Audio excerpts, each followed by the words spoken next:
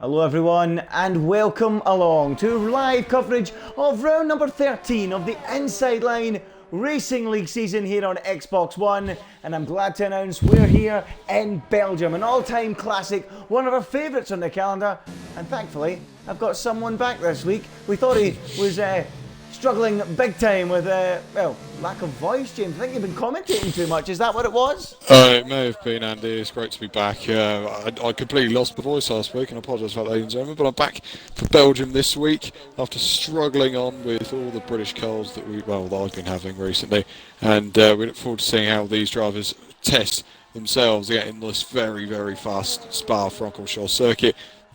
My personal favourite of the calendar. It's such a brilliant circuit to watch and to drive on as well. Yeah, it really is.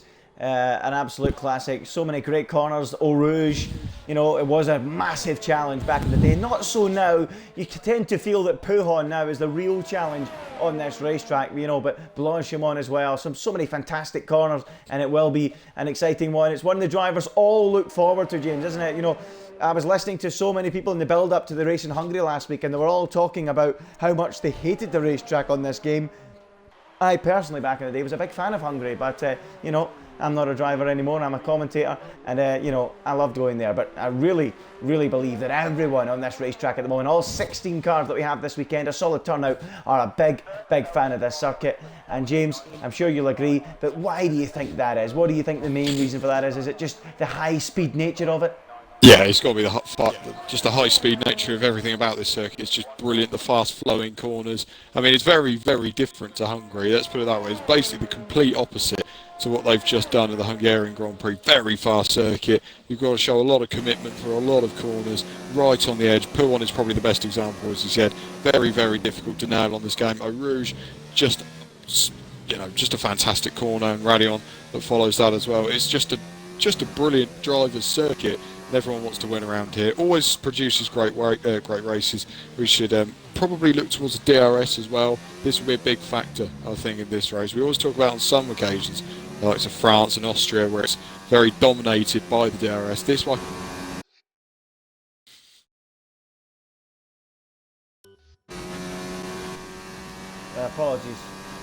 Apologies there, folks. Again, my mic was cutting out, but we forgot to mention there that Veloci Surprise had left the session. He has rejoined the lobby. But James, you were just finishing off there. You were saying on the with regards to the racetrack, weren't you? I'm sorry, it cut out there. Yeah. No, I was just saying how committed you've got to be through Pouhon and these high-speed corners like Eau Rouge and Pouhon. It's very, very difficult circuit for that sort of nature of corner. Maybe the odd downshift just to get the car through, but most of the time it's all flat out in these one-day Formula 1 cars. Great spectacle. Yeah, it sure is. A few drivers out there early doors.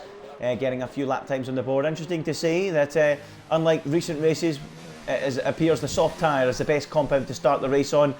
And you know, I touch on this quite a lot, but I like to refresh everyone's minds. On this game, in every weekend, you get 3 sets of softs, you get a set of mediums and a set of hards. So you know, if you see a driver going out at the start of a session on mediums and hards, it gives you an idea that they're only going to do one lap on one of those tyres at the end of the session, and the softs aren't going to be used. But today, the softs straight out the blanket, straight on the car. They've got 3 sets to use, so they'll be using them all session long. We're going to see competitive lap times right from the start of the session. And James, us as commentators, we love to see that because it saves us filling in for much of the session, doesn't it? Absolutely. You always have that 5-minute spell at the end of qualifying where they're using the medium tyres, and that's when the Banzai lap comes in right at the end of the session. Here you'll find, a lot of guys may even go a lot later than 5 minutes to go with these soft tyres, and it's great to see them pushing all the time as well. That's the biggest refreshment, really. Yeah, it really was. We should touch on last week in Hungary. We already had touched about the racetrack, but we should touch on the result. Visira came out on top in that one, which cued me to go on a mad Brazilian cultural rampage after the race. By singing Brazilian songs and whatever, but anyway, he got a great victory last time out. And James, you were touching off air about the magnitude of that victory. You didn't feel it was touched on maybe as much as it should have been, so just fill the viewers in and others what you felt about that win from Sira. Well, occasionally when I was racing at least as well, it may have been different now, but Hungary is always traditionally a wheel circuit. It was the Monaco sort of circuit, the Singapore sort of circuit where you knew the pad wasn't really going to get very close at all. but he pulled one out the bag there. I think that is a big result. That is possibly maybe his best win so far this season, Hungary, just because of the nature of the circuit, the fact that he's done it on a pad as well. That's no mean feat, and I don't think people should be overlooking that, because that is a pretty tremendous result. The high speed, or the sort of flowing nature of Hungary, and all the twisty bits at the end, that's what makes it really a wheels circuit.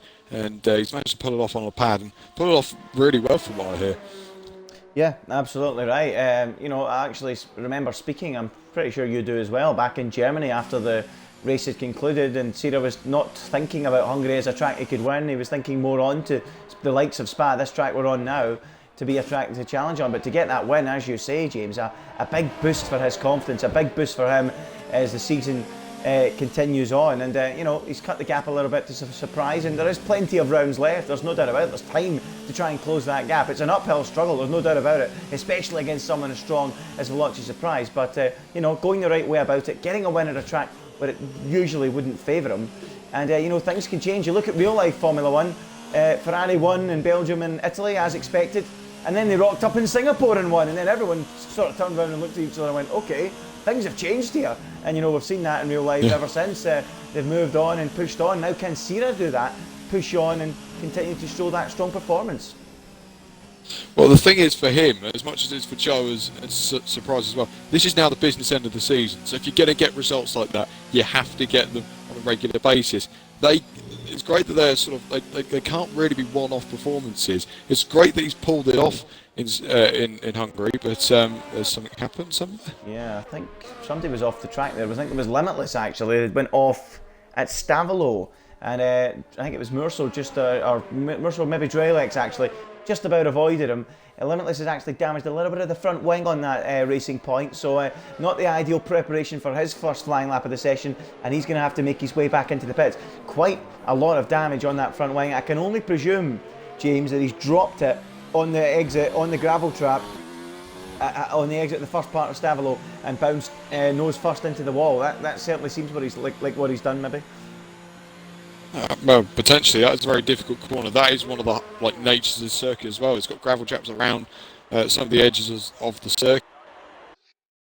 If you've got a car that feels a little bit too understeery, and it will bite around here. Fine, hard as I say. A lot of guys now coming out on the track and all setting lap times. As Veloci Surprise moves himself into 5th place.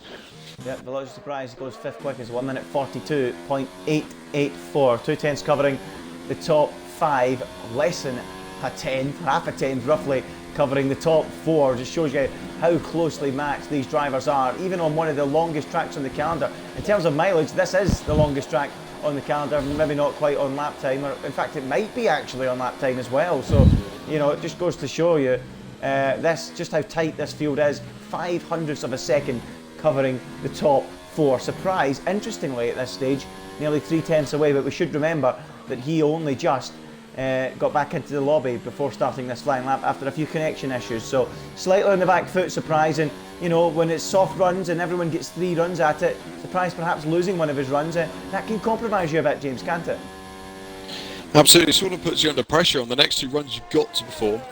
You've got to make sure that you nail those runs. You've got to get the banker in as well. I think what he's done there in P5, he's got the banker in, so he knows that he's got some sort of effort on the board. If he hadn't have had that, then, you know, this could have been a very, very difficult weekend for him had he not got that bank lap in. Just goes to show you how crucial it is to get that 1 lap in, just decisive, whether it be fast or not, just to get that time on the board.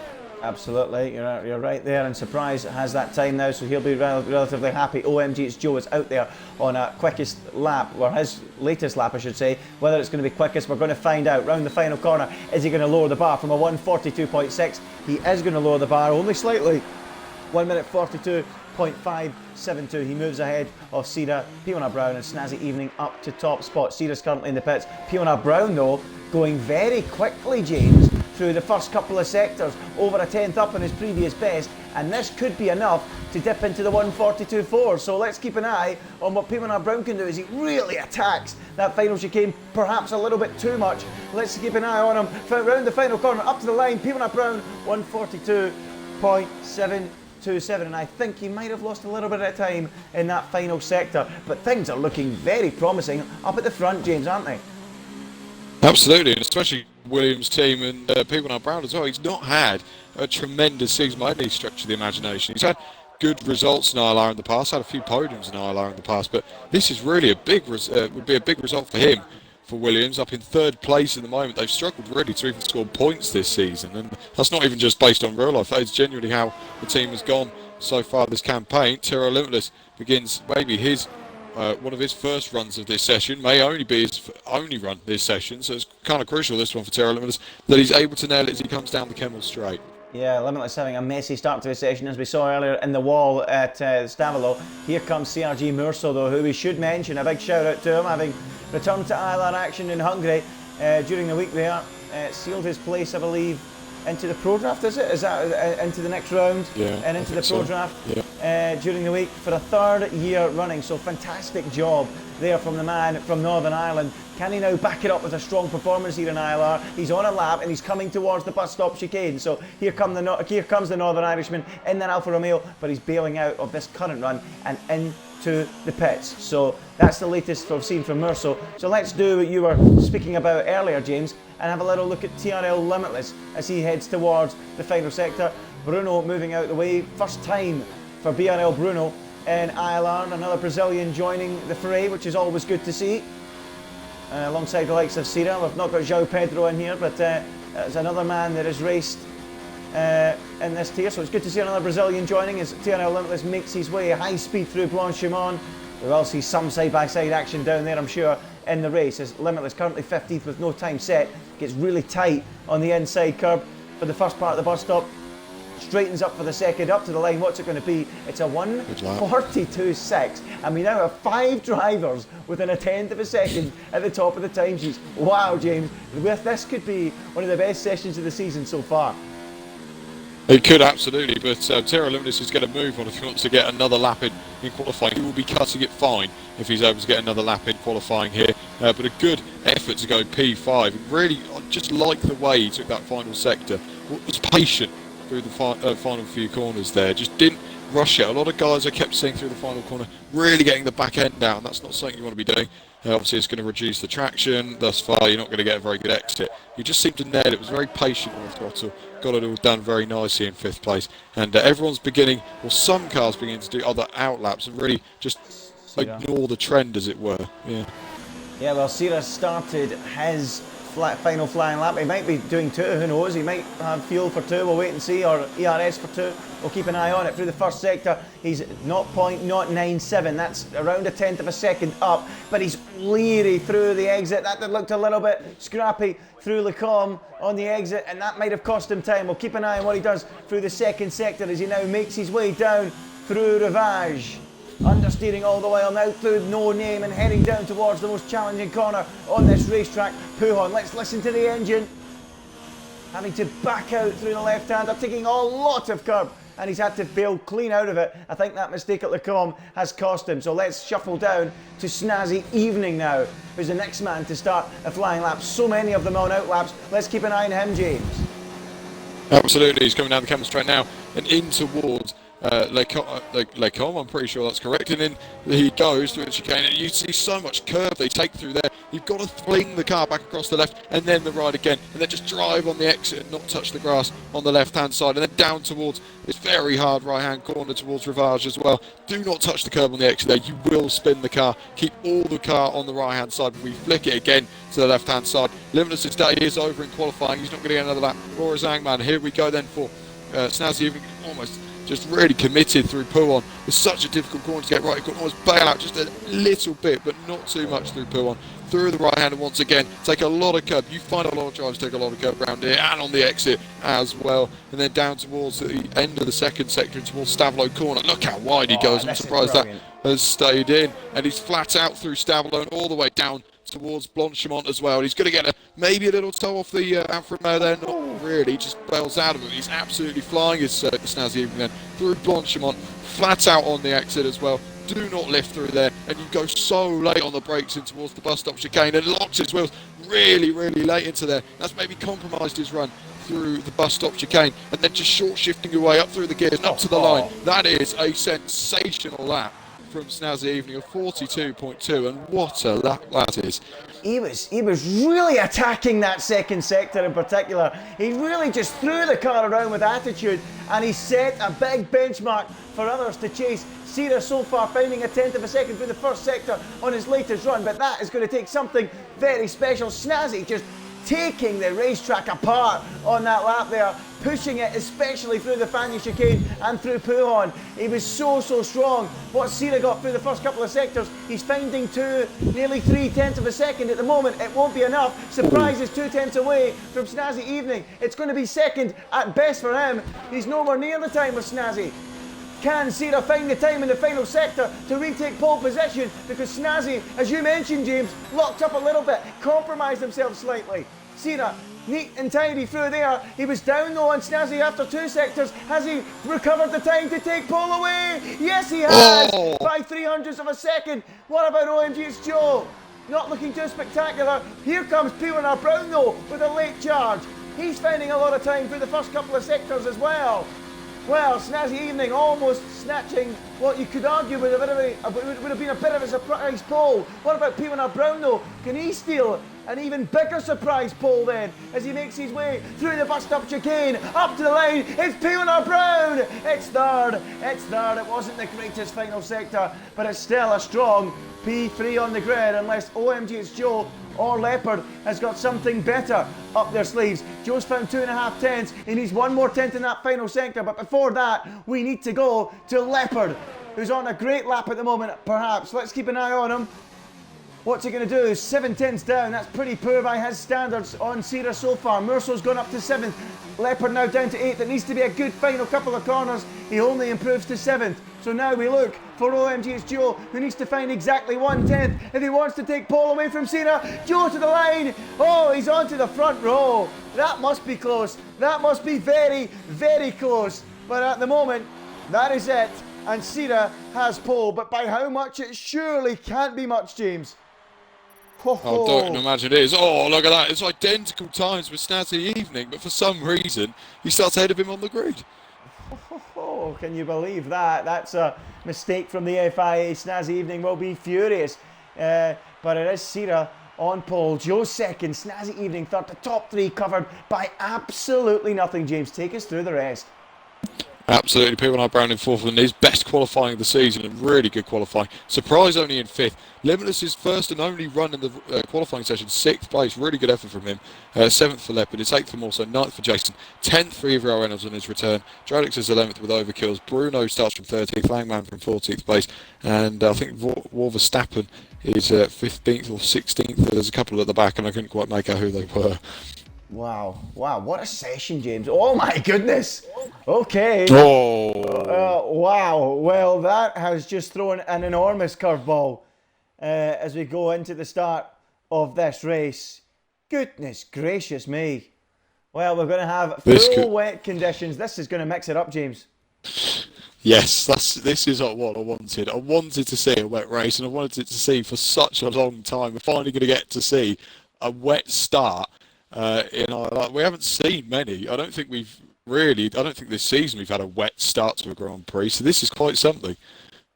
Yeah, this is going to be very exciting. I mean, qualifying. I mean, James, I don't know about you, but I really wasn't expecting it to be as tight as that, given how big a racetrack it is, how long it is, how strong the likes of Sira and Surprise have been of late. They've looked head and shoulders above many others at times, but this just seems to be a track that brings out the best of so many people. I was impressed by P1R Brown. I was really impressed by Snazzy Evening. We know he's got raw speed, but you know, the way he was attacking that middle sector, it's just a shame he locked up in that final couple of corners, because I think he'd have been a stick on for pole. Absolutely, but he just attacked every, as you said, that second sector, but he hit every apex. He just nailed it. He absolutely nailed it. There's only maybe one thing you could say, and how wide he went before entering Savilo Corner. He was very wide, used all the road, and maybe even more as well. So lucky he didn't dip a wheel into the gravel and spin that McLaren round, but actually it's just a very impressive effort. Hopefully he can actually get back in the session at the moment, because he isn't here. I've just seen that. Sorry, who's not here? I missed that. James, who's not here? Snazzy. Snazzy's not here. Well, I was just keeping an eye on Sira there, going up through Eau Rouge, James. he was sliding on the formation lap up through Eau Rouge. I mean, that is crazy. I don't actually think I've seen a race start this wet on this game. That is teeming down as Snazzy gets back in. Hopefully he'll be able to take his spot on the grid. But this is a washout here at Spa, isn't it?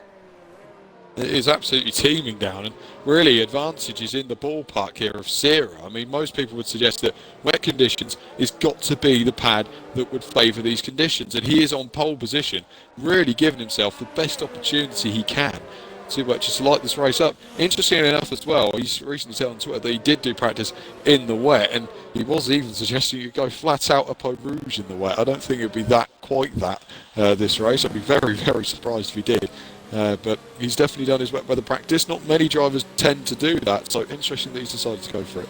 Yeah, well, it is one of the racetracks on the calendar where you would expect to maybe do a little bit more than many others. I mean, I don't think any driver practices wet weather in Bahrain and Abu Dhabi. I think that would just be a complete waste of time. But yeah, certainly on a track like this, some of the drivers would maybe tend to do it. I mean, they are quite reluctant, aren't they? They sometimes feel like, is it really worth my time? But Sierra certainly felt it was today, and it's paying dividends because he's on the front row from the dry weather, and he's now got a clean road ahead of him on a pad as well, which suits the wet conditions, to try and attack this race and pick up another win, and with his championship rival down in 5th. And he's got a great opportunity to cut the gap further. And, you know, we've got to speak about that briefly before the race starts. Surprise off colour. He just didn't have the pace in qualifying, did he? He didn't have the pace today, but if I'm going to give you a final thought, I just believe there will be a shock here. There really will. I can see it. Don't know, there's something about this that would just suggest that there is a shock on the cards here. Well, get ready, folks. It's the Belgian Grand Prix. It's in the wet. We all know what Belgium can throw up in the wet conditions. Remember 1998 at Spa? An absolute classic. And again, there was an upset. There was a surprise, as James is mentioning now. What will this one bring? Round 13 of the championship. The cars are lining up on the grid for the start of the race. Sierra starts on pole. He's bidding for a second straight win. His 4th of the season. His title rival, Surprise, is all the way down in 5th place. Well, 22 laps ahead of the drivers. It's heavy rain. What's coming here today in Belgium? The 5 red lights are out, and we are racing here in Belgium. It's very slow off the grid, as you'd expect, but Sierra is going to lead them down into that first corner. He comfortably holds the lead. Look at OMG's Joe scrapping away with P1 Brown. Surprise in the mist. Looks to have gone up into 4th place. Limitless gaining ground too, as they all make their way down the hill towards Eau Rouge for the first time. Look at the huge wall of spray as Sierra leads them up the hill. OMG's Joe out of shape in 2nd, but very close to potentially making a move. He's right behind Sierra. He's in the slipstream. He can barely see as they reach the top of the hill. Is he going to pull alongside and try and make a move on Sierra? He can't quite do that as they all shuffle their way through. And that's P1 Brown. He's round. He's spun it. The front wing kisses the barrier. He might just get away with it without any damage, but that fantastic qualifying is dropping away very quickly here as he goes spinning up at Le Combe, James. That's such a shame. He had such a good qualifying session. Really needs to make advantage of that and couldn't quite do it. The Red Bull of Jason's up the inside through the left-hander there, just trying to squeeze past more, so couldn't do it on this occasion. But Joe really needs to get on the attack there of Sierra. Really needs to get onto his heels and maybe even have taken the lead there, but he couldn't quite do it. And it's Sierra from Joe from Surprise. Leopard with a sensational getaway up into 4th place. Yeah, what a start from LCR Leopard. Look at that, up 3 places from the start. EVR Reynolds is up 4 places from the start of this race. Big moves there. Snazzy Evening, of course. Has he managed to get into the race? Let's keep an eye. No, he appears to be in the pit lane. That's a shame for him. P1 Brown, another one of the men that was surprising us all in qualifying. Obviously with that spin up at Le Combe, gets back on the running again, but he's way, way down at the tail of the field, and he will be kicking himself for that spin, I'm pretty sure. Let's have a look through the order. Let's go to Langman at the moment. He's P11. He's the closest, Overkill's in fact, right up behind his teammate. The 2 Red Bulls then look to be jostling. Look at the run Overkill's has got here on Jason. Is he going to go down the inside of his Red Bull teammate? He thinks better of it, and I'm pretty sure Christian Horner and Adrian Newey will be breathing a sigh of relief, James, as they make their way slowly but surely through the final corner. A 2:04 was the fastest lap on the opening lap from Sierra as the 2 Red Bulls go jostling down into La Source. Who's going to come out on top? Still holding on is Jason, but that's brilliant. Overkill's on the undercut. Big kick of oversteer there, and that is going to halt his charge, because it looked like, James, he was going to go alongside there going towards Eau Rouge. Look, very, very close indeed. But what's looking even closer, Surprise versus OMG is Joe on the run up through to Laycom, down the Kemmel straight. Joe going defensive, Surprise on the outside, then into Laycom they go. The Mercedes go wheel to wheel again, and Surprise is round the outside, and what a move that is at Laycom. Brilliant move from Surprise, moves ahead of OMG, it's Joe. Well, that's a big move, a big statement there. It'll look like to be quite a difference in straight line speed, and we've lost the Red Bulls Overkills. come together. Have they come together? Yeah, they have, and Overkills is out of the race, and Jason is tippy-toeing around with front wing damage. I mentioned about Christian Horner and Adrian Newey. They'll be going crazy on the pit wall. They'll be absolutely disgusted with the pair. Overkills is out of the race, and Jason is tippy-toeing back to the pits with half a front wing on his wagon. So that is a disaster for Red Bull and Jason and Overkills. Oh dearie me, Mercedes showing how you do it, Red Bull showing how not to do it, James. Absolutely, it was a sensational move. So Surprise round the outside in the wet round Laycom. It's not a, well, it's a very audacious overtake to say the least, but he's managed to pull it off in great style, the Welshman. Not doing too badly at all now, trying to park his car right on the gearbox of Sierra ahead of him. Absolutely Surprise showing some searing early pace as I'm riding on board with the new boy, VRL Bruno. And well, the Brazilians know all about rain, that's for sure. Rubens Barrichello used to say that he always practiced with the in the wet weather, and back in Sao Paulo, Brazil, with the dry tyres on. Well, VRL Bruno, what kind of pace have you got in the wet conditions? He's up 3 places so far from his starting position as Fiona Brown. And Feisty Ted, what's happened there? Moment maybe for Feisty Ted? Yeah, Feisty Ted actually, I think, dropped it at Blanchimont. I just see him spin off down at Blanchimont. I don't think he's lost any front wing, but I got very close with the Renault. Yeah, so Feisty Ted and having some problems there as Dralex and Bruno battle down at turn 1. I think Bruno's just gone past him. Whoa!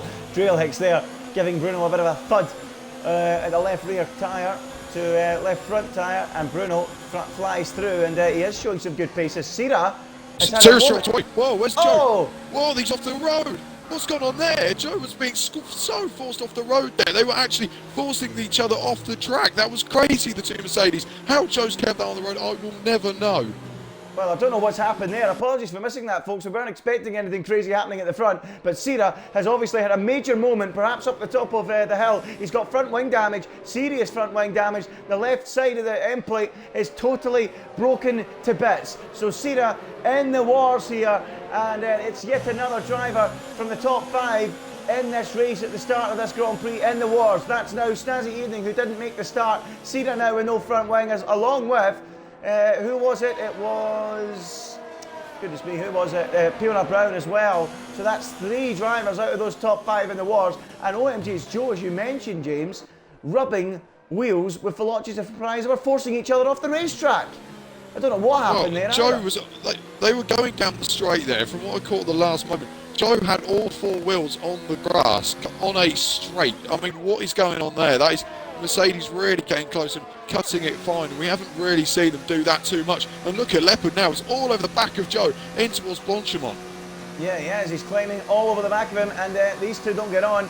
So don't be surprised if Leopard sends one up the inside. Not on this occasion. He sits in behind for now, and Surprise, who started this race 5th, didn't look to be on the pace at all, has seen 3 drivers in front of him fall off the road, and he's passed the other one, and he's now up into the lead of the race. Thank you very much, says Veloci Surprise, as his teammate now has got his mirrors full, not only of a wall of spray, but a yellow banana, and Leopard, who's right behind him, pushing him all the way as they make their way down towards Granion and Eau Rouge. Who's going to come out on top here then? Is Leopard going to be able to get that run he needs to move up into 2nd position? Certainly looking pretty quick, Leopard, like Surprise, making a lot of ground at the start of this race.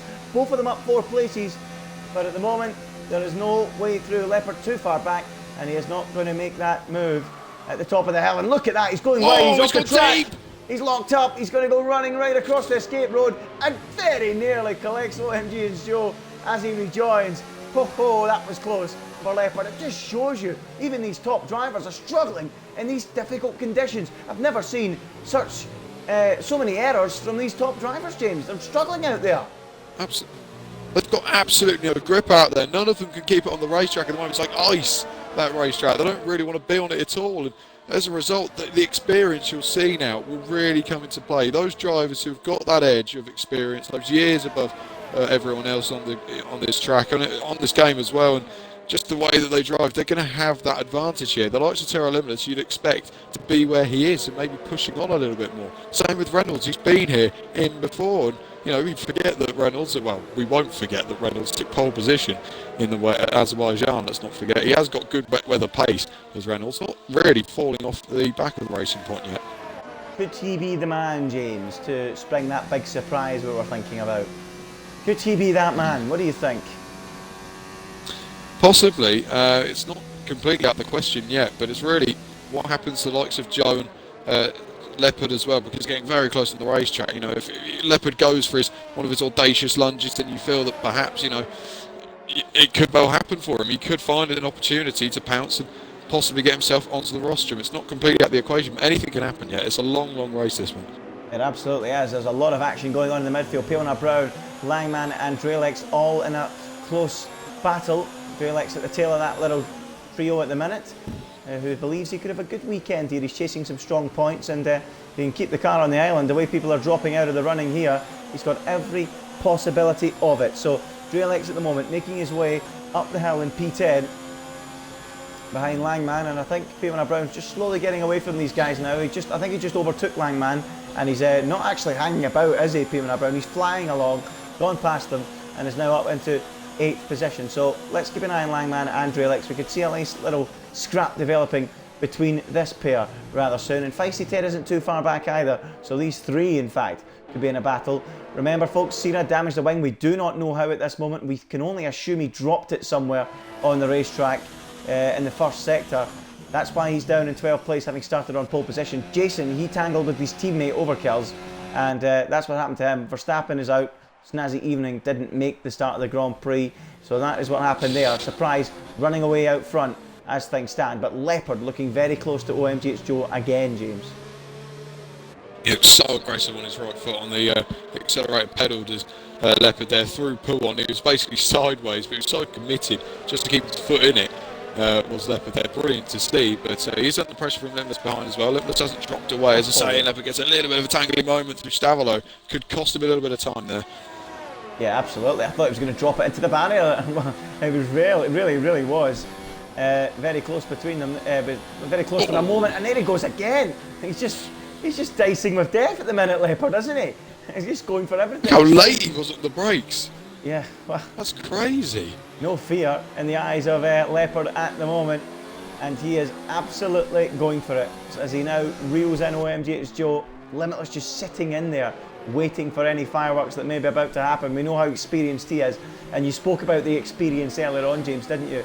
How important it is to have that experience in conditions like this, and Limitless is showing that so far, gaining a couple of places since the start of this race, and he's staying tight to the back of Leopard and Joe, because he knows that they are a pair of feisty young drivers that are ready to battle, and we've seen signs already that Leopard is prepared to take risks, the way he's been dancing on the edge of the curbs, soaking wet curbs at that, and the AstroTurf as well. So yeah, things could be happening pretty soon in front of TRL Limitless, but out front, Surprise has got this all under control. The class of the field, that's why he's leading the championship. Insane pace out front. Absolutely, but I'd love to see a replay of what happened really with Sierra and what happened between those two Mercedes as well, because that was, you know, from what I saw on my screen, that didn't look on at all. Like, that really looked properly audacious, properly aggressive from the two Mercedes there. Whether Joe was going for a gap that was never there, we don't know. Whether it was a case of, oh, Joe's out of the race, he's left the session, he's not racing anymore. Oh dear. That's not ideal. That is not ideal for OMGH Joe, and that will now mean that LCR Leopard, or SHZ Leopard, that's a mouthful to say, Shazoo Leopard, is now going to take that second place without contest, and TRL Limitless is going to follow through and move up into third. So OMGH Joe then drops backwards, and that will now move Reynolds potentially, if he gets there before Joe returns, up into the top four. Does Reynolds fancy a sniff of a podium today, James? Oh. Well, this is what I mean. That would be the shock if it could be pulled off. But to be fair, Leopard isn't exactly, you know, a driver that's been racing at the front of the field. And TRL Limitless has got a penalty, and that has given Leopard has given Reynolds a podium spot, a 10-second penalty for TRL Limitless. Did he go across the final chicane? I can only assume he did. He did, yeah. TRL Limitless has got a 10-second time penalty, and that, as you say, moves Reynolds now into the podium places. But CRG Meursault will be keen to take it off him because they are now right next to each other on the racetrack. Meursault, as I mentioned in qualifying, looking to get another high moment following on from that third successive qualification for the Pro Draft stage of the F1 Esports during the week. Can he get the podium here, or is EVR Reynolds going to be the man to do it today? As you said earlier on, James, pole sitter in soaking wet conditions at Baku a couple of years ago, EVR Reynolds, and he's showing that he loves the wet here today so far as well, but he's going to have to fight for that podium because Meursault isn't going to make it easy. Just wanted to confirm, by the way, OMG, it's Joe, his Xbox crashed. That's why he left the session. I've just seen that in the chat and he can't get back on. It's not turning back on, so I think the game has done his Xbox there, and I don't think we're going to be seeing OMG, it's Joe back in this race, James. No, that's unfortunate. I mean, Joe was struggling a lot. I don't think he can deny that. I think he was just massively underestimating these, maybe not underestimating these conditions, but just struggling in these conditions more than anything. Just didn't look like he was at all suited to this racetrack in the wet conditions. Just didn't look on it at all. And as a result, I mean, that's happened, which isn't really the fault of the game. Who knows what it's the fault of? But not ideal for him. More so, is climbing all over the back of Reynolds. Meanwhile, up in 4th place. As I said, there is a chance here for someone to really write their name in the script here and just change up, rip it up, and just write their own in many ways. It's going to be interesting to see who that will be. Bruno's up there in 7th place. He's not having a bad drive on his debut here. I just thought he was going to go for it there. Apologies. Meursault looked like he was going to dive up the inside of Reynolds. Didn't quite go for it. But yeah, as you say, James, Bruno having a great afternoon.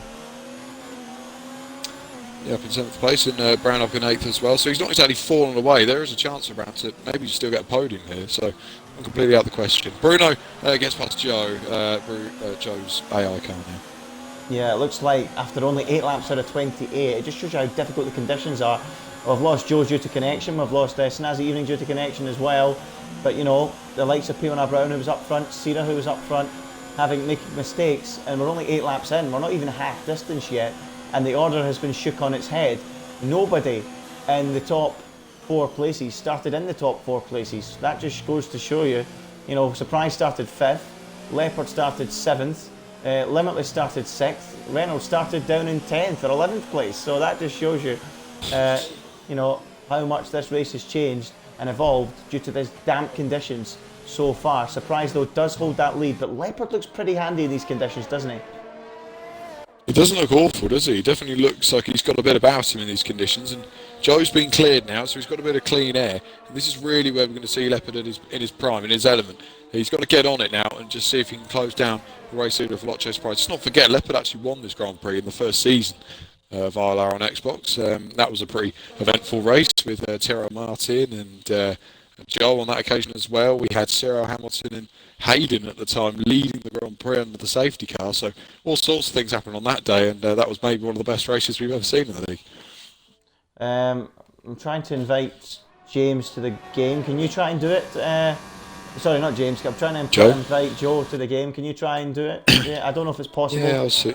I've tried my best. I don't know if it's working, but anyway, back to the action on track. Leopard gaining on Surprise. 4.8 the gap now, but we need to go back to Meursault and Reynolds because that is getting pretty tasty again. Look at this. Meursault very, very quick out there at the minute and is pushing Reynolds around the racetrack. This is essentially, folks, for a podium place. TRL Limitless has got a 10-second time penalty for cutting the final chicane. Whether he will get that reduced or rescinded, we don't know. We'll have to wait and see. But as things stand, it's there, it stands, and it's all about what's going to happen between Reynolds, and that's a big moment for Reynolds. He's just about got away with it there, but we're riding on board with Meursault. Huge kick of oversteer going through Eau Rouge. He just collects it all together, and now Meursault has a big run on him as they get towards the braking zone. Is Reynolds going to hold off? Yes, he is. But goodness me, a heart and mouth moment there for EVR Reynolds. The man, the big Leicester's fan who will be jumping for joy after last Friday. His team won 9-0. Can he make up 9 places and take a victory this afternoon? That'll be something else. You know, one Friday night his team scores 9. The next Friday night he makes up 9 places and wins the race. Now, if that isn't a sign, James, I don't know what would be. But you know, we'll wait and see if Reynolds can make up a further 3 places and win this Grand Prix. At the moment, he's under pressure though, and Merceau looks a lot quicker. And at the moment, James, I would fancy him to make that move and earn that podium spot. Absolutely, he just seems to have the pace at the moment, does more so. And to be fair, if I was losing my voice last week of no fault of my own, I'm sure Reynolds was losing his voice of the fact that Leicester was winning 9-0. So, you know what, brilliant for him, and let's just see how he's able to play this one out now. Yeah, well, I've got to say this, I've been supporting Kilmarnock for all my 23 years, and I've never seen them win 9-0. I've never seen them win 6-0. So, there you go. There you go, folks. Don't support Kilmarnock. Don't support a random Scottish team. Anyway, back to the action. As CRG Merceau lines up EVR Reynolds again unable to get close enough. You know, without the DRS, it is difficult on this game. You know, I've said this quite a lot. In real life, you know, wet conditions allow better overtaking. On this game, it makes it harder because the DRS is so powerful. Without it, it can be quite difficult. But in these conditions, though, I think it's a little bit easier than what it is in, you know, normal wet conditions, because this is so difficult. It's so wet out there. You know, you can really find time over other drivers because it's so rare that we get wet conditions as bad as this, James, isn't it? Yeah, absolutely. They won't, as I said earlier, they wouldn't have really practiced in these conditions, and these are treacherous. Like, this is horrible conditions for these guys to be racing in, and really in these conditions as well. So with the car behind, it's literally just sensing where you see a weakness of the driver in front of you, because you haven't got that advantage of DRS. All you've got is your ERS modes and your fuel mixture modes as well. So that's the only things you can really play around with. And you can see there, that's when Morse will just be calculating that, thinking, well, look, he's got deep into Lake Con. Maybe that's the second time, maybe that's the third time, we don't know. But the thing is, it's just looking at those little mistakes. Where am I going to beat him on the brakes? And if you can manage to just pull this off, it would be something amazing for him. And Morse's finished on the podium a couple of occasions in this league, but never in conditions quite like these. Yeah, it is horrendous conditions here at Spa. I feel for all those people, all those virtual fans in the grandstands that are camping this weekend. I feel for them all. They do have feelings, you know. But you know, hopefully the weather will abate for them later on as Merceau continues to set about Reynolds again. It's the closest battle on the track at the minute. No sign of a move. We've got to also mention Piona Brown, because who is really making a fist of this fight back, isn't he? Already up into 7th place and is setting about the back of BRL Bruno, the debutant. And I don't think we'll be too far away from seeing a move from him either. So potential there, but we need to go to Merceau, who's finally got a great run here on EVR Reynolds, and they're going to go into Blanchimont, are they, side by side? Not quite. If they continued at that speed, Merceau, without backing out, they might have. Here comes Merceau then, trying down the outside, not close enough, and holding the position still. Pits. Oh, they're pitting. So I take it the wet tyres are, you know, wearing out, and they need a brand new set. That would be my only impressions on that one. Will some people try and go to the end on the other wet tyres? Let's keep an eye on this. Leopard comes in then. I think Reynolds is in as well. So that's a couple of big calls there from those drivers. Drelek's in too.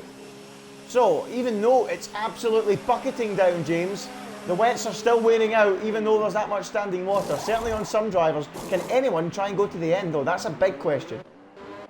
If you can pull these tyres for as long as you can here, I think you will be taking a number of positions away. And Brown is looking really feisty on the back of Bruno in towards Lake Com. Brown just can't get the edge on the Brazilian for now. The Jamaican versus the Brazilian. It's some fight down there, and we'll see what it ends up as. But yeah, a lot of people opting to pit on wet tyres. It's not something you often see. Often it'd be a case of, I was saying it was big because of the potential of these guys to just try and put on maybe a set of inters. Yeah, well, I don't think we're anywhere near it very yet. Ambitious, yeah, but well, a set of inters, I think you'll need a set of oars along with them, because you'll be floating off the road and down into the river, I think, on the set of inters at the minute. But yeah, it's interesting to see that some people are making that call for the pits now. We'll wait and see if everyone else chooses to do the same on this lap or the next, James, because if they don't, you know, that's almost a commitment to go to the end or go on to inters at a later date in this Grand Prix, at a later stage, almost as if the weather might be turning later, but it's no signs of turning at the minute, it has to be said, as Langman picks up a 3-second time penalty as we continue to watch Piona Brown on this fight back drive set about BRL Bruno, who's now up in 4th place, would you believe, folks? 4th place for BRL Bruno. Limitless now up to second, but he has that penalty hovering over him, which will drop him behind Mursel, who's on for a sensational second as things stand. Limitless now pits, so he's made the call to pit. Another lap goes by for Mursel without a pit stop. Anyone else choosing to come into the pits on this lap? Let's keep an eye on it as Limitless makes his way down pit lane. Where is he going to be in relation to Leopard then? Up onto the jacks goes the racing point, and away he will now go. The game's not showing it, but he has left the pit lane. There he is. Where is Leopard? Is he in the first corner? Yes, he is, and Leopard will retain that spot. Moves up into 5th place. Limitless down to 6th as Sierra sets the fastest lap of this race.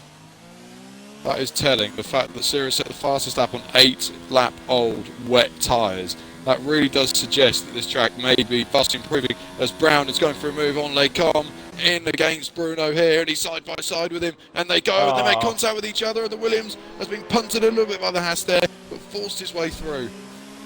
Yeah, big move there for P&R Brown, just caught the tail end of it, rubbing and trading paint the two. I'm surprised P&R Brown didn't go for a second spin of the Grand Prix up there with the help of Bruno, but nope, didn't happen. They looked pretty close between them, and through goes P&R Brown, now up into the top 3. He was down in last place after the opening lap. He's now up to 3rd, and he's making a real fist of this recovery. He's got some great pace this afternoon, and I think he would have been a real contender for the top 2 at the start of this Grand Prix. He might still be, who knows, if he can get to the end on those tyres. We've just got no idea, because very rare we see wet tyres being used for this length of time, James.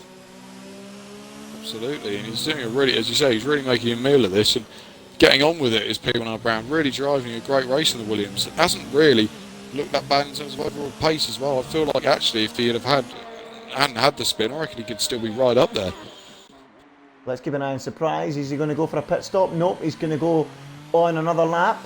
What about Mursel? Let's keep an eye on him. Is he going to make a pit stop? Or is he also going to go for another lap? So is this commitment, perhaps, James, from these guys to go to the end on lap 13 now out of 22? Or is it too early to say that much? Potentially. I mean, I think it's just going to be a case of how much they seem to be feeling like they're losing time and losing grip as well. At the moment, it doesn't look too bad, but that is the thing. You see there again, Leopard sets the fastest lap of the Grand Prix. It's things like that that will maybe, if they knew about it, be niggling in the back of the minds of the likes of Surprise, more so Brown, Bruno as well. It's just one of those things that's really, they're just got to get on top of, and if they can stay out for another 9 laps of this Grand Prix, I mean, they may be cruising at the end. There has got to be some reason why they've all come in as they have. Yeah, I think OMG car's come in. He's not here. Joe, if you're watching, I tried to invite you. It greyed it out, didn't allow me to. I don't know why it did that. Perhaps after the race, guys can maybe show me how to invite people into races, but I did try, and it was greyed out when I went for it. So that's that one. So he's out of the running for this one today, as is Overkills, as is WR Verstappen, as is Snazzy Evening, as we keep an eye on the race leader and championship leader Veloci Surprise with a 9.4 second lead at the front, looking very good, as Feisty Ted and Jason look to have been scrapping out there, and Jason's made a move, James, but looks up into 11th place. Yeah, he's in 11th place, and Feisty got himself a penalty, which is not ideal, and Sarah's now got himself a penalty, which again isn't ideal. That's one of the things I think Sarah maybe needs to cut out of his racing. You do see he can get a fair number of penalties, and it's not ideal for him, but he just needs to keep the momentum going as a stage. He needs to finish this race, get the points on the board now. But what I was going to touch on was Leopard is actually closing very quickly onto the back of Bruno in the Haas, and consider that Leopard hasn't actually stopped yet. Oh, sorry, Bruno hasn't actually stopped yet, and Leopard has. That is some feat from Leopard. He is really on this. He really is, and this should be a lot easier than any of the other previous moves, given the difference in tyre life, all of 10 laps. Is Leopard going to go for a move on Bruno? Not into the hairpin, he's not, but he's certainly going to have the chicane, but certainly on the exit, he's going to have a lot more traction, a lot more grip, but not enough to get a move done here. But surely down that long Kemmel straight and down towards the Comm, you would fancy him to be through, James. Absolutely. It's just now a case if Surprise doesn't pit, then how much time will Leopard make up? And if Surprise does pit, how much time is Leopard able to make up? It's really now, he will be pushing like crazy in that runner. Yep, he's going to go for the move on Bruno, I think, as they go up the hill. Look at this, Leopard just correcting the car midway through the corner. And look at this, he's gaining and gaining on the back of that Haas. The Brazilian's going to have to get his elbows out, just as he did for P1R Brown, because Leopard is coming and he's not going to mess about. Down the outside, we'll try LCR Leopard. Is he going to dance round and through? Yes, he is. Tidy as you like from the Renault driver, and he moves up into top 4. And this is really becoming a stunning drive from the youngster, James, isn't it? Absolutely, it is a vintage Leopard move that around the outside at Lecan. We expect to see him go solo on the brakes as he often does, and he's done the exact same thing again here as the Renault driver and ploughing his way forward now into 4th place. Really great stuff today from the new Shazoo driver of Leopard. Yeah, up into 4th place, 2.4 seconds now the gap to P1R Brown. I'm just going to give you guys a change on the graphic here and give you the gap to the leader for a little bit. There it is there. LCR Leopard 16.8 behind Veloci Surprise.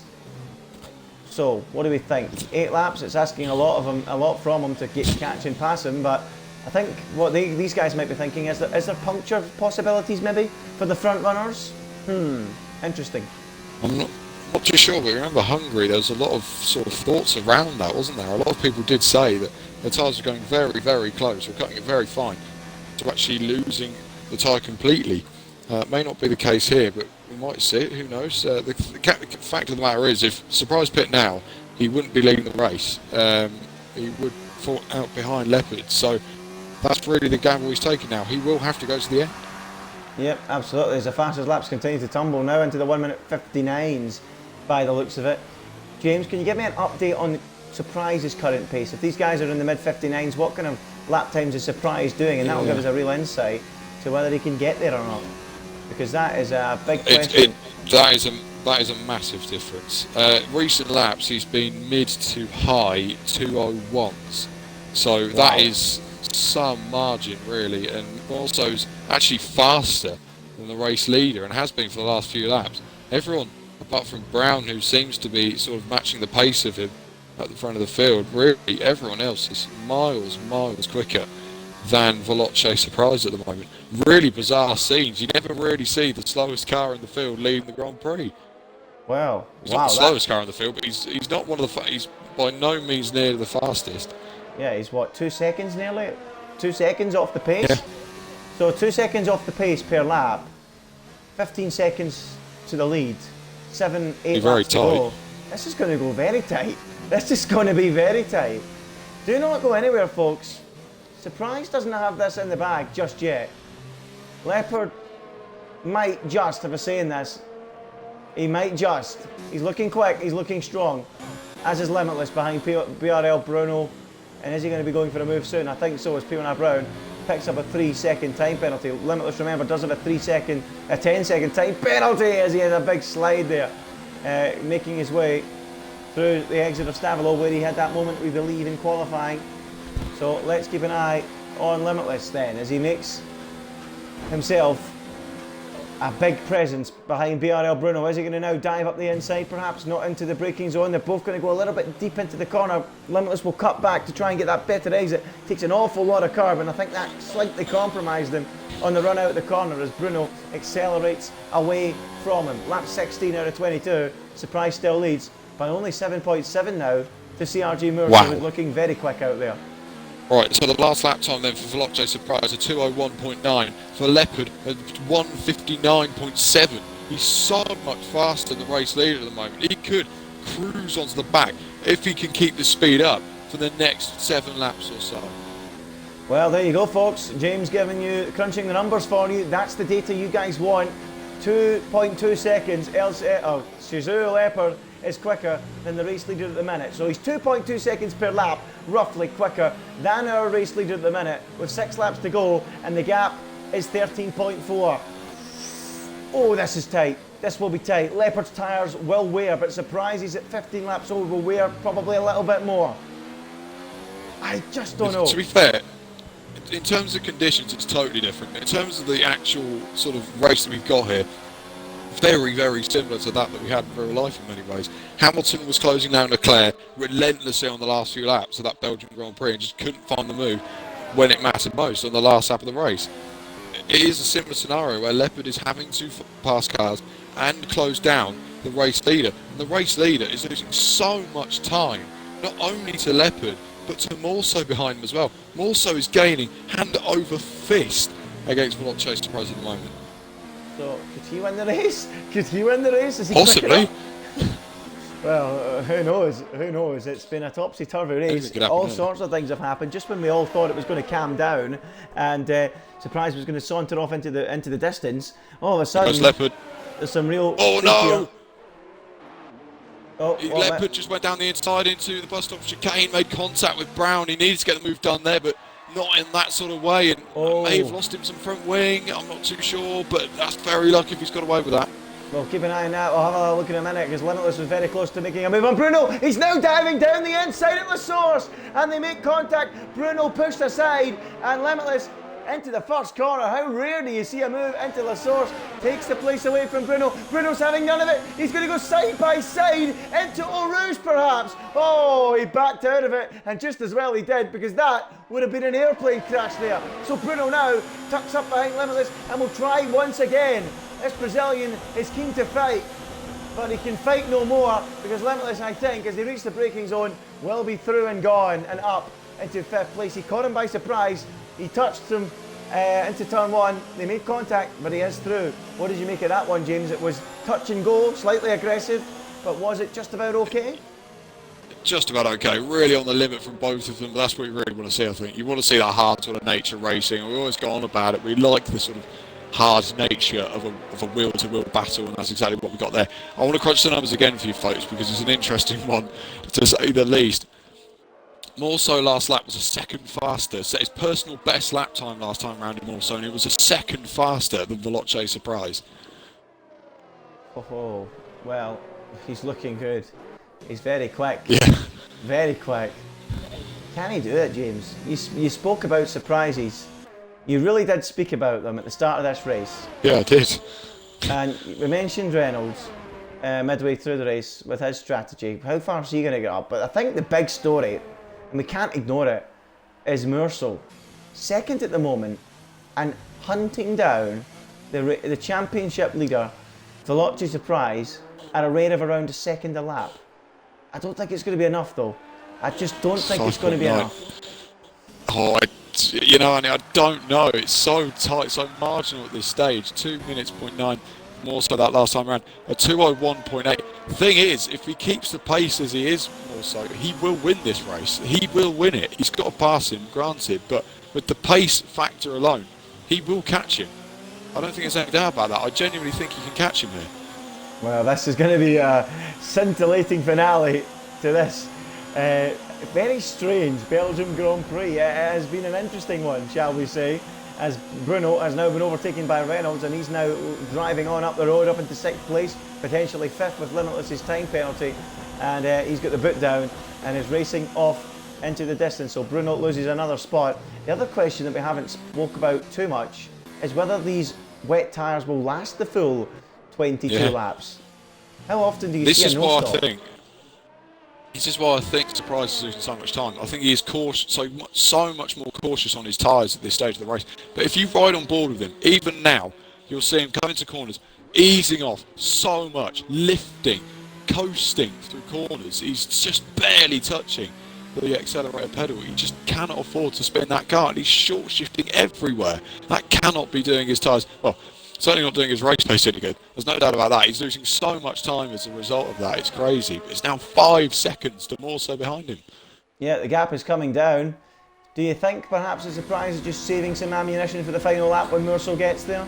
Because I certainly think so. The thing is, I think if they're being so cautious, and if you watch Leopard, he's hitting the rev limiter. He's going for it. He's really on this, is Leopard. Like the difference in speed between all these guys is absolutely unbelievable. At the moment, it's now just creeping under 5 seconds between the top few cars. But you know, the pace at the moment is just so different for all these top few guys. Who knows what the end result of this will be?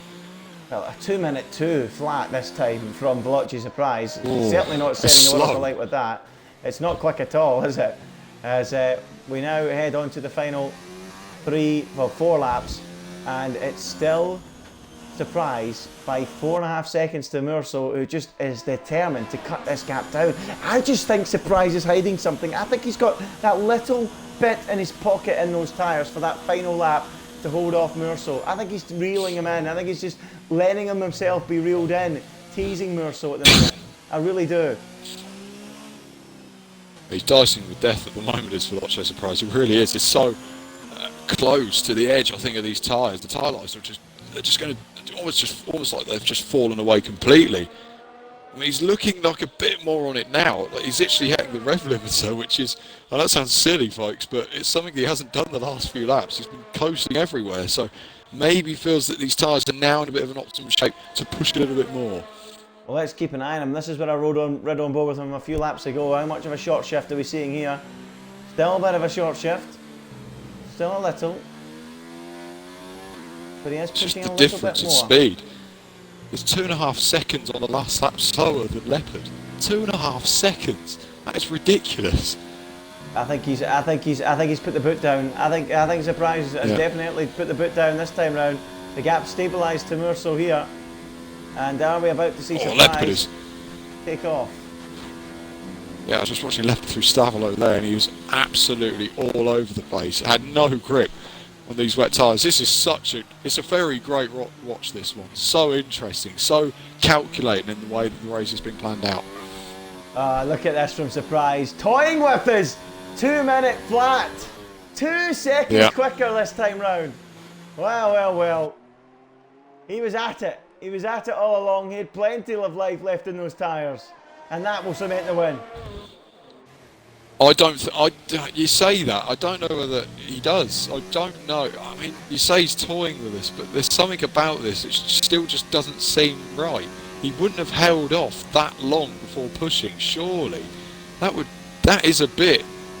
Well, I don't really know, but that is very odd if he decided to go for that. I mean, who knows? We've still got 2 laps to go. If his tyres decide to go pop now, then it's game over in his chance to win this Grand Prix. No doubt about that.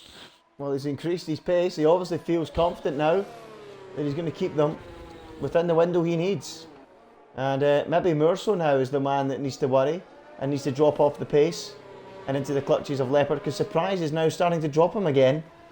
And I've got to say that Veloce Surprise, he is an absolute master. An absolute master. And I don't want to speak too soon because I don't want him to end up getting a puncture, but it appears to me, James, that this man is just too clever to get a puncture. I think he's just lit up the tyres and went, okay, I've nursed you long enough, it's time to go running down the road. And I think that's exactly what he's doing now. And I think this is just another masterful display from this young driver who has got a great career in esports ahead of him as he makes his way through Stavolo on lap 20 out of 22. He's looking strong. Just 2 seconds quicker like that, out of the blue. Just shows you how much he was holding off. I think that confidence level is just ridiculous. Like how you're able to have the nerve and the bottle to pull that gap back as much as he did, to slow that much and still then at the end push like a Banzai cat is absolutely crazy. I mean, that is Welsh wizardry at its finest there. That is absolutely brilliant, and that is what he is for Veloce Surprise. He's the Welsh wizard. There you go, look at that. 2 minute 1, 2 minute point 1. Back to back, 2 minute point 1s, 2 minute point 2s, straight off the back of a 2 minute 2. So 2 seconds quicker, 2 laps in a row. Merso, to be fair to him, is holding on at that rate. He is holding on. But the question for Merso is, will the tyres live to the end of the Grand Prix? You know, all well and good that over the course of the stint he's been quicker than Surprise, but are the tyres going to be there at the end of the Grand Prix for him? He's surely the one that's at risk at the puncture, James. Yeah, possibly. He did push a hell of a lot. He was setting his personal best a few laps ago, and he was setting very similar pace to Surprise when he pushed in the way he did. So it's been quite similar in that sense, but also... Yeah, he's going to be, I think, toying with second place here with Leopard in behind him. But nonetheless, we said a shock would happen here at Belgium. We did not expect to see more so than Leopard, second and third. Yeah, we did not even in the slightest did we expect that, especially with OMG, it's Joe qualifying high, Visera qualifying high, Snazzy Evening on fine form as well. And with Leopard seemingly off the pace in qualifying, and Merso only just returning to ILR action in Hungary a couple of weeks ago, or last week I should say. I didn't expect this, but you know, to be fair to Merso, just qualified for the Pro Draft during the week there, so we shouldn't be surprised to see him here, but not usually a regular fixture in the ILR rostrum, as you mentioned earlier, James. Certainly one that's been up there, and I can't wait to hear from him, because I love to hear from Merso. He's always a good interview, and he's about to start that final lap. And you know what? I think he might have enough in his pocket as well to hold off the charging Leopard. I really do. He's looking good. I think he will. Just about, but I think he will. The thing is, one driver that we're really discounting from all of this, P1R Brown, what a performance to come back from where he was. He was last on lap 1. He's now 4th in the Grand Prix, had 20 lap old wet tyres. He's just driven a absolute spellbinder from Brown, and really this race deserved him to get a podium. It really did deserve to get a podium this race. Just the way he's driven so well, just really good pace from him, and that is a big confidence boost for him as well. As I said in qualifying, it's not been the season for Williams. They really have struggled, but he's managed to come out of a really dark hole and pull out a magical performance here. 4th place would be some effort. Oh, I'm just gonna drop down the order a little bit here to BRL Bruno, Langman and Drelex. Bruno has disconnected, I think, so that is now going to promote Langman to 8th, Drelex to 9th and Jason to 10th, and this is going to be a cracking final lap scrap for the scraps at the tail of the field for the final few points. We'll go to that right now then, but I have to totally agree with what you've been saying. P1R Brown, a contender for driver of the day, as is Leopard, as is Merso, as a surprise. You could pick any one of the top 4. Reynolds as well needs a mention in 6th place. The decision to come into the pits was probably the wrong one for him, but let's see if there's going to be a move here perhaps. Is Jason going to get past Bruno? Yes, he will, because Bruno's not there. Easy move for him. Drelex, Langman, any move there? Doesn't look like it at the moment. It's going to stay as they were. We'll shuffle up to the front, I think, and come back to that in the final sector as Leopard tries everything in his power to get closer to Merso, but it's not going to be enough. James, very quickly before surprise hits the flag, your driver of the day. Sergi Morso. Okay, there we go. Sergi Merso, driver of the day from you. We want to hear from you guys in the comments. Who is your driver of the day? Some of you will I'm pretty sure of it, be voting for this man as he makes his way through the bus stop chicane. Yet another victory is going to be taken by Veloci Prize. Surely the championship is his now. He crosses the line with a measured drive here in the wet conditions in Belgium to win at Spa. It's another 25 points in the bag. CRG Merso, just by the skin of his teeth, beats Leopard to 2nd. James is driver of the day. What a performance from him. It's Leopard 3rd, as we said. P1R Brown with an excellent 4th. What a comeback drive it was. Then it's Reynolds 5th and Tyrrell Limitless in 6th. We need to go to Drelex and Langman fighting over 8th and 9th. It isn't finished yet. Is Drelex going to go for a late move? Jason's there too, by the way. Is there going to be a battle towards the line? Is Drelex going to send it? He's going to go down the inside. Langman's defending fresh air, but there's no way through.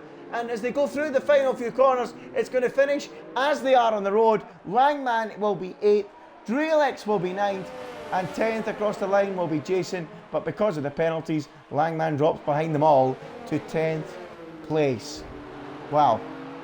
That will be that at the end of that. Bruno 11th, Feisty Ted 12th, OMG it's Joe 13th. The rest didn't see the flag or even start the race, I should say. And that is that. Well, CRG Merso was your driver of the day.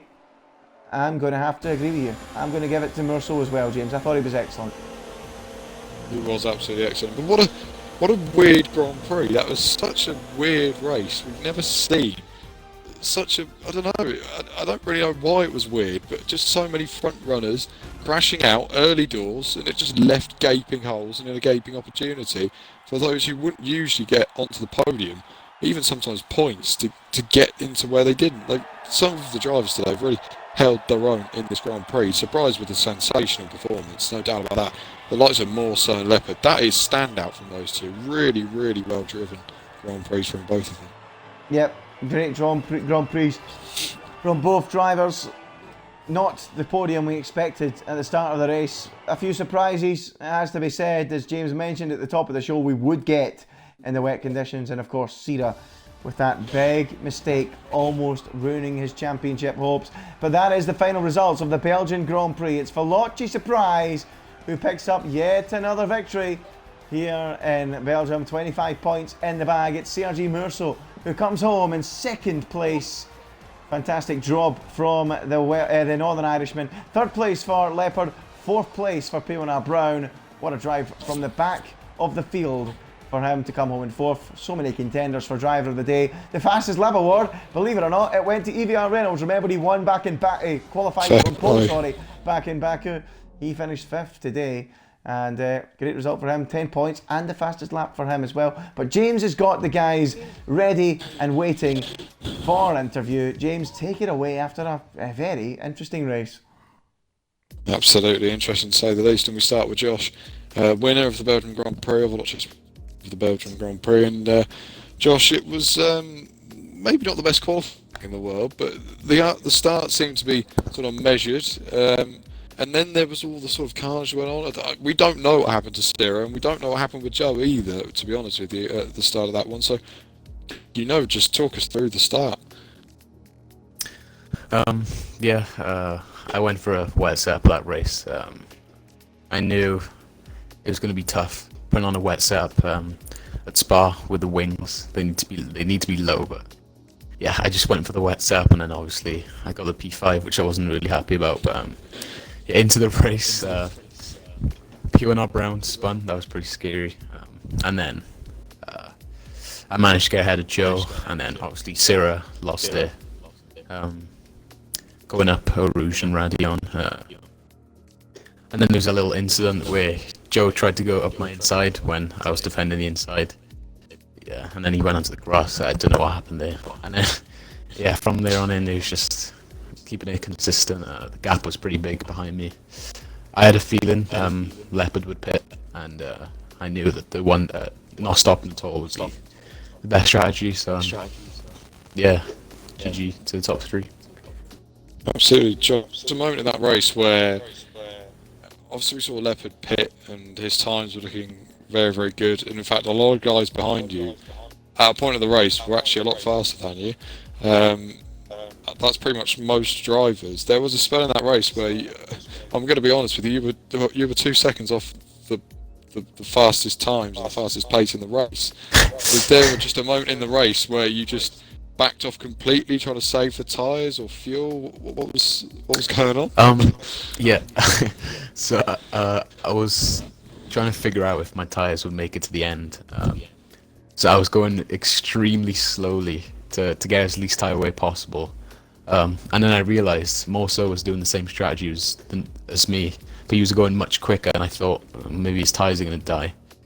But I just decided one lap to just go for it and see what would happen to my tyres, and I think I went like 1.5 seconds quicker than my previous lap with the same tyre away. So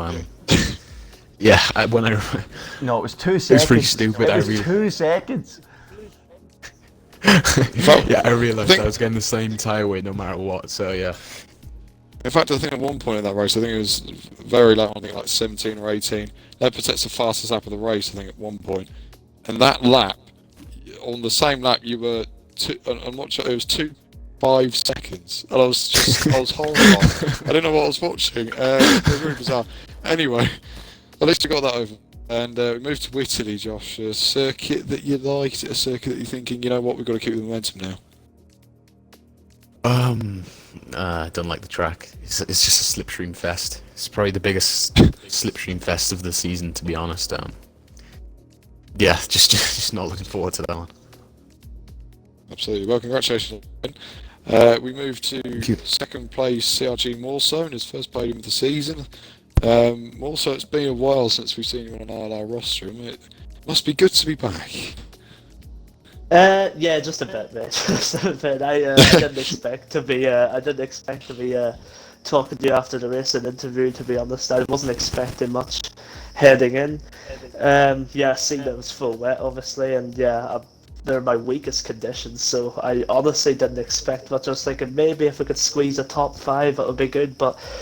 In the back of my mind, I had a feeling a few people would pit, and I've done the 0 stop before in another race, and then I think in the last full wet race I actually stopped, and I regretted it. So even if I got a puncture, I was just going to try my best to do the zero stop. As Josh was saying, I think he was just saving his tires because the gap was just coming down quite a bit at one point. But I was more focused on Leopard because just seeing purple lap after purple lap on the top of the screen is just the pressure he was putting on was crazy. Last lap as well was quite interesting. I had to just keep it neat and tidy. Make no mistakes. I think I went deep into the bus stop chicane the last lap. I just wanted to try and avoid any late lunge. I thought he might have had a dive, but luckily enough, one more lap I would have lost second place. So thankfully we held on to it. But I'm really happy with that race. It went rather well. It's been a pretty good week for as well with the F1 Esports and everything like that as well going along, and it's got to be a moment where confidence is building and our results hopefully going to turn in your favour in the next few races. Hopefully, yeah. I would like to kick on now because I'm very much a confidence sort of driver. So when it's not going well, it really doesn't go well. But when it does, I can pick up the odd podium and whatnot. So yeah, we'll see. We'll see what Italy brings next week. As Josh was alluding earlier, I'm not Slipstream Fest, not a fan at all. We'll have to wait and see. But congrats to him and Leopard on the win and P3. Solid jobs there. And I'm just going to try and kick on next week. Congratulations on second place. I don't often say that. Most of the time you'll hear me say commiserations, but congratulations because it's a well-earned result. We moved to third place, Leopard, in the end, and joined a new team this week, and you have a result to boot, a really good result as well. Third place here, and you showed pretty mega pace the whole race.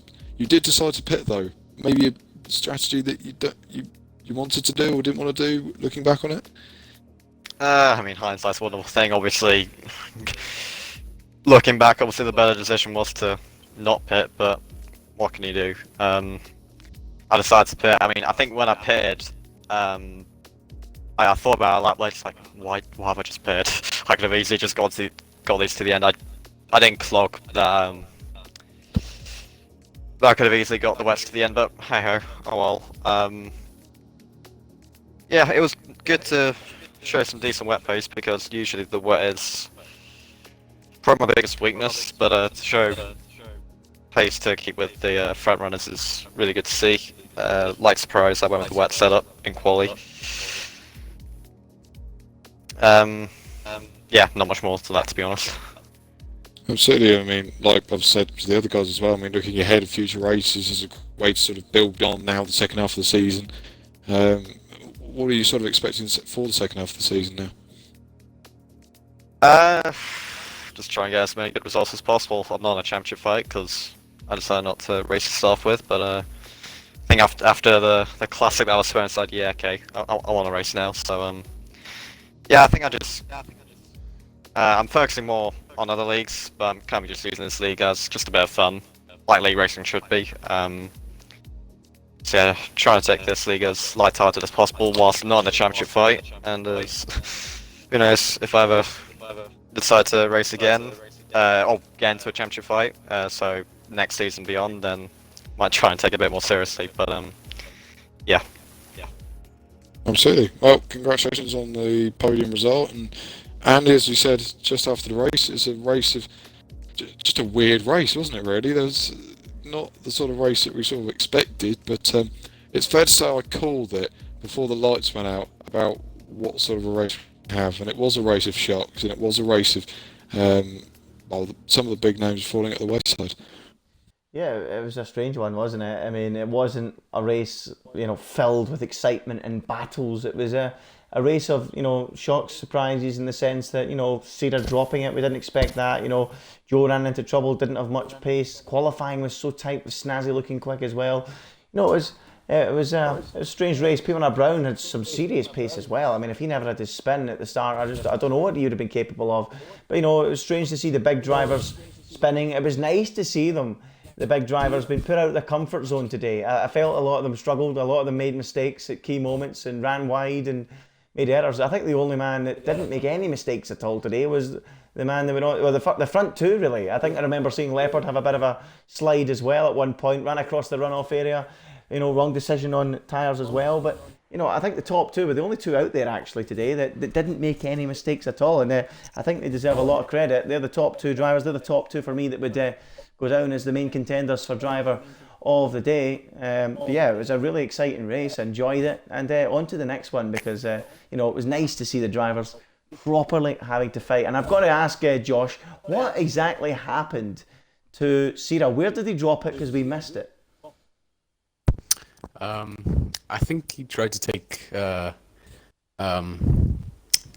Rouge, Radion. He tried to take it flat, and I think at that stage in the race it was not possible. Look, oh well. I don't know if it was possible, but I didn't try it because I didn't want to do what Sira did. So yeah, I think he just tried to take it flat.